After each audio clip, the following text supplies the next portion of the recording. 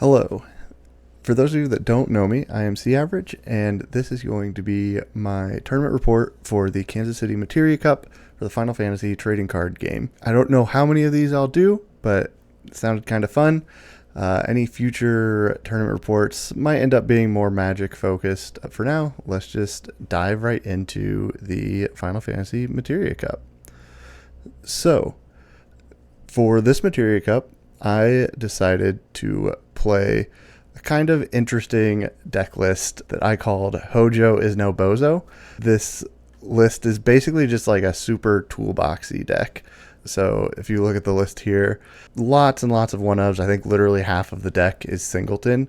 And the whole kind of gimmick of the deck is that I will pay the alternate cost for Kefka to get him into play super cheap, blow up one of my opponent's preferably 4 cost or greater forwards, bring Hojo out of my break zone, RFG my Kefka, which will then let me get any of my like 7 and 6 and 5 drops into play so that I can have these like big explosive turns and just kind of grab whatever toolbox card is in the break zone that makes the most sense for the situation.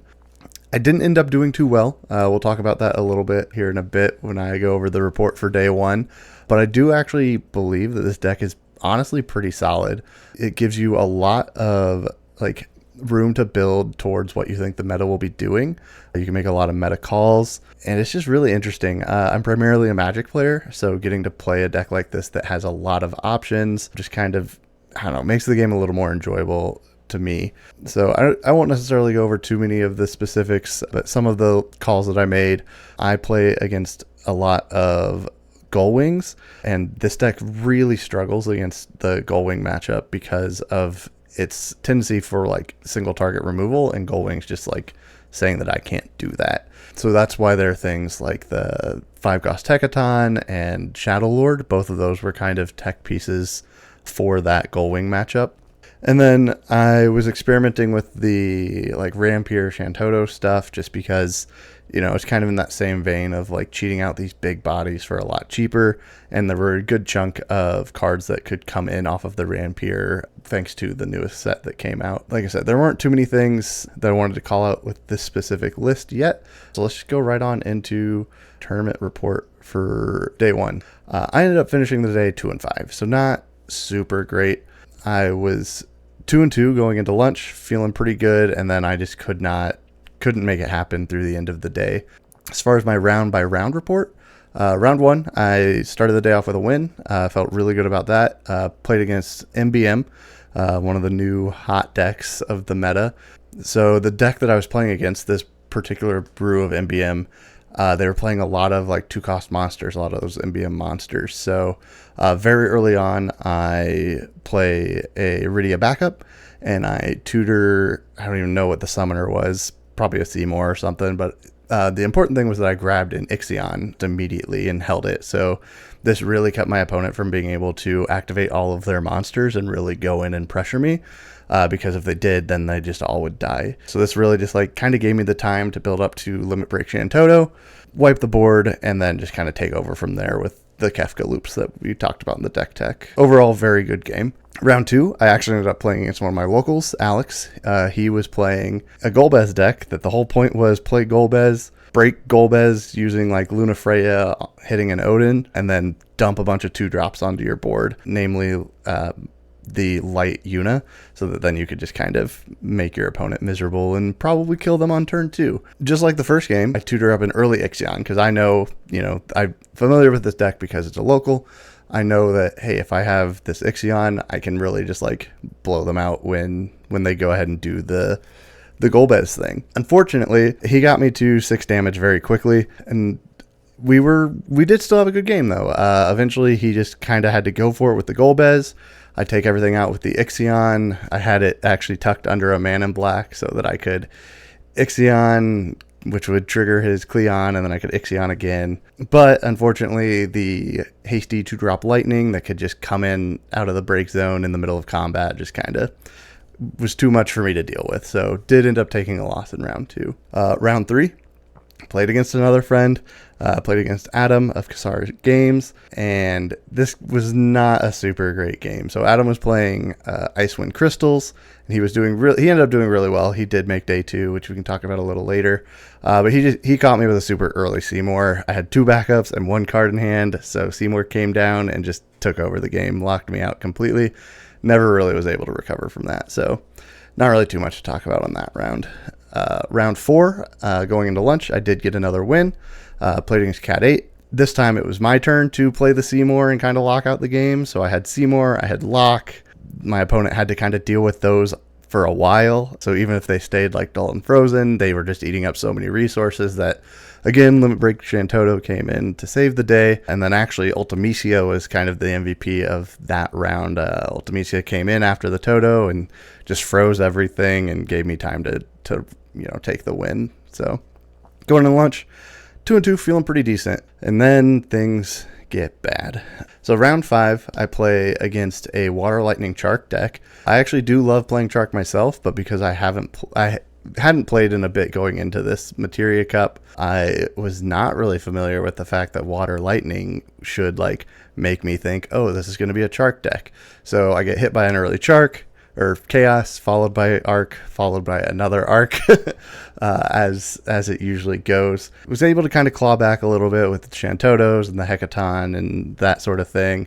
Did end up being a good grindy game. I mean, we went deep into time and both were, super deep into our deck. I think my opponent probably had less than 10 cards in his deck by the end of the game. But at the end of the day, he did end up taking it. So we go to 2-3 on the day. Not feeling as great as I was before lunch, but still, feeling decent about, my deck and my chances of just doing fairly well. Round 6, I play against Warriors and again get caught with a Seymour.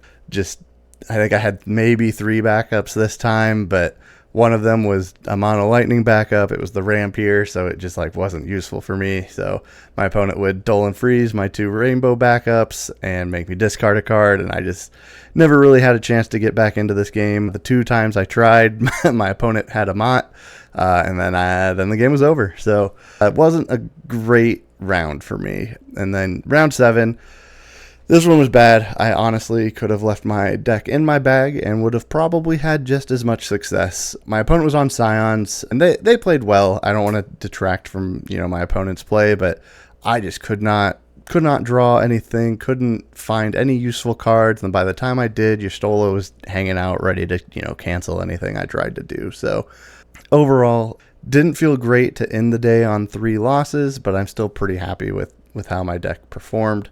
So 2-5 on the day, but let's go ahead and look at not my report. Let's look at how the other people did, since I didn't do so great.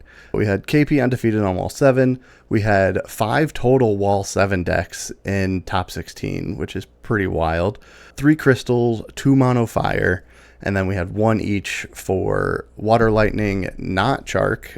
It was actually just Water Lightning good stuff. We had Mono Earth, we had a Water Earth Lightning Chark, we had a Mono Ice Une Flicker deck, 1 Gull Wings, and 1 Refia deck. So we'll talk about that some more as well, but the Refia deck, even after the restrictions and the bans, showing up a little bit here in the top 16. That's enough about day 1. Let's talk about day 2. So day 2, we have KP winning it all on Wall 7. And notably, he was in the finals against Refia. So again, we just had restriction on Refia, bans on Tyro, and here we are, Refia deck in the finals, Wall 7 winning it all. So, maybe that deck is still real. I think a lot of people were kind of uncertain how good the Refia deck would be once it was restricted to 1. I think that deck is just super powerful and it's going to stick around. Some of the other notable things about day 2, we only had 2 of the 5 Wall 7 decks make it into the top 8, and none of the 3 crystal decks made it into the top 4 at all. So even though there were some high representation numbers in the top 16 for those 2 decks, they did not convert all the way through as well. And shout out to Jark making it to top 4. I like Jark. I think the deck is really cool. I've always enjoyed playing it.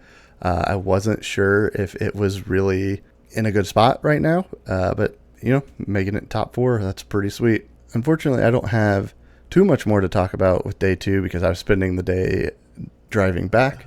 But I know that Collector's Cash will have the VOD up if they don't already, and you can check out a bunch of those matches. So overall, I did feel like I played fairly well. I don't feel like I made a lot of terrible punts or mistakes like that, which felt good. Last time I went to a Materia Cup, I made some very silly mistakes. So it did feel good to overall play well, even if the end result was not super great. I am going to keep experimenting with this Kefka deck. Like I said before, a cool thing about a toolbox deck like this is that you can keep making tweaks, keep changing all those one-ofs kind of depending on what the meta is doing or what you want to experiment with. So I think I am going to cut the Rampier and Shantoto stuff because it just always felt kind of hard to line up for me. But I'm going to experiment a little bit with off element and dual element cards, since I don't really have to be able to cast them if I can get them into play with Hojo. So that's something I'm going to check out. I'm also not sure that the Shadow Lord was the correct call for this meta. I think I let a little bit too much of my locals bias influence that deck decision. I think that maybe would have been better served as a Vincent or something to deal with crystals more than dealing with the Gull Wings matchup. But that's the kind of thing that a toolbox deck like that gets to experiment with. So I'll keep playing it at locals and keep making a handful of changes here and there. As far as future events for the year, I will likely be playing in the local qualifier here in the St. Louis area, and potentially going to look into trying to get into the Materia Cup in Chicago. I think it's currently sold out, so we'll see if we can make anything happen with that. But if not, I will, try and do as best I can with the local qualifier. That is all I have for this Kansas City Materia Cup tournament report. I thank you all for watching, and I will see you next time.